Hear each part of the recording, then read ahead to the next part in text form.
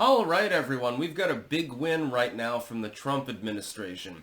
I'm going to read a little bit of this verbatim before I continue, by the way.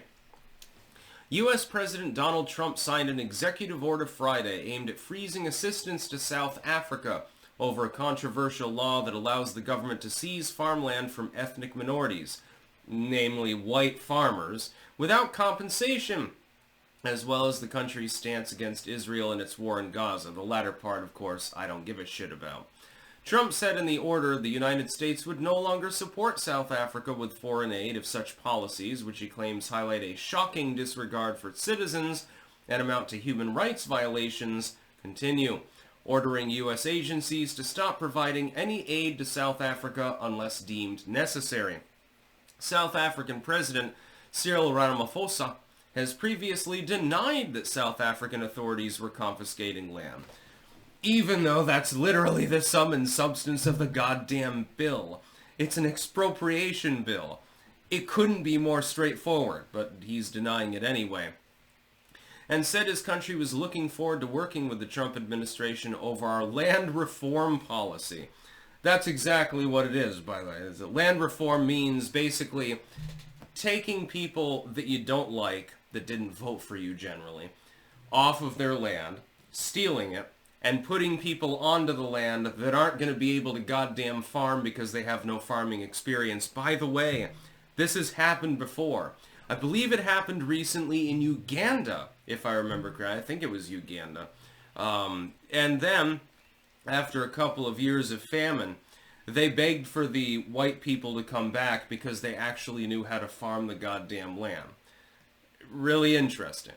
Trump's order also directs the United States to assist Afrikaners, an ethnic group descended from European settlers, who are fleeing South Africa due to discrimination, including help them resettle through refugee programs. I believe in this strongly. Tell you why. South Africa, in large part, not in its entirety, but in large part after consolidation, was settled originally by people who were from the Netherlands and European diaspora. It was not settled originally by people who were from the continent of Africa. And you had Transvaal and some of these other states, and they existed. And then the British came in and appropriated most of it, but that much is history. They settled the land, and they began farming, because they had nowhere else to go. And then the Zulus came in. They were not originally from that area at all. And they began to oppress the white farmers, the white minority, as well as native groups that were black. And most people know absolutely nothing about this. White NIMBYist liberals have no clue about South African history whatsoever.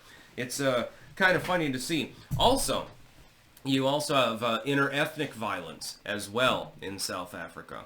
It's not just white people who are being expropriated or abused in some way. You had an incident, I think this was about 9 years ago, something like that, 8 or 9 years, where the Zulu offshoot, and then the Zulu King apparently is against the government, so he's pretty based, but people who are ethnically Zulu were attacking black immigrants, actually, in the country. If they were from places like Malawi, Mozambique, Tanzania, places like that, mainly Eastern Africa. They came there to start businesses because the economy is more beefy. And they started attacking the businesses, burning them to the ground. They were burning cars, they were burning restaurants, etc., etc. South Africa has a lot of fucking problems. And I have a connection, actually, to South Africa. One of my sponsors, Anton, of course, BiltongUSA.com. Use code STICKS for 10% off. The biltong maker. He's of that extraction too. My ex-wife, actually, not Liz, but my first ex-wife, she had moved to South Africa after we broke up many years ago. This is the late 2000s, basically. And to my knowledge is probably still there. I worry for her sometimes because it's an exceptionally violent place to be. Can't remember exactly which city she's in. At least at 2023, there was a court docket actually naming her, if I remember correctly. I won't give her name out because privacy reasons. But I actually worry for her sometimes. You're in one of the most violent locales in the entire world. It's a weird country in some ways. There's a lot of good stuff there, especially the goddamn food. But it's completely unsettled, basically, on a regular basis. You have farm murders on a regular basis. Nobody wants to talk about that. You have the expropriation bill. You have the Kill the Boer song. That's definitely been in the news a few times. You have a raging sort of hatred for the people that are forming the underlying basis for your country to actually have food. And this happens routinely. Hundreds of people are killed every single year. It could be more than that. I'm probably underestimating the number. Simply because they're white.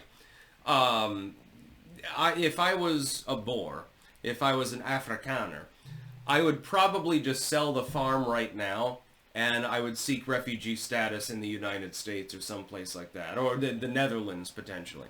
I would just move out. There is farmland available in the Netherlands. It's funny, there's also another weird overlap.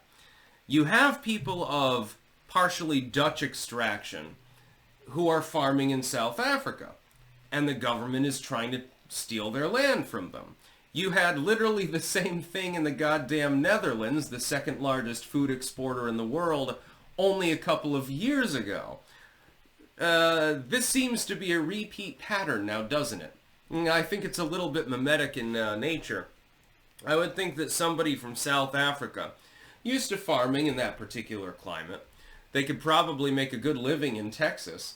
All you have to do is get the money and run, so to speak. Donald Trump is trying to save your life. And in some, at any given point, if you have enough, problems, because members of your government are literally saying that they want to slaughter you, man, woman, and child, and even your pets. These are literal statements by members of the South African reigning government. I would think you would simply take the money, go to the United States, you can get refugee resettlement, buy a new farm, and in certain climates like Texas, New Mexico, places like that, number one, you'd be perfectly welcome. Number two, you'd be well equipped to make money. Excuse our regulatory state. My apologies. And number three, you would actually be reasonably safe. You would no longer have to face the possibility that a mob randomly shows up at your farm and cuts your head off. That's about all. Peace out.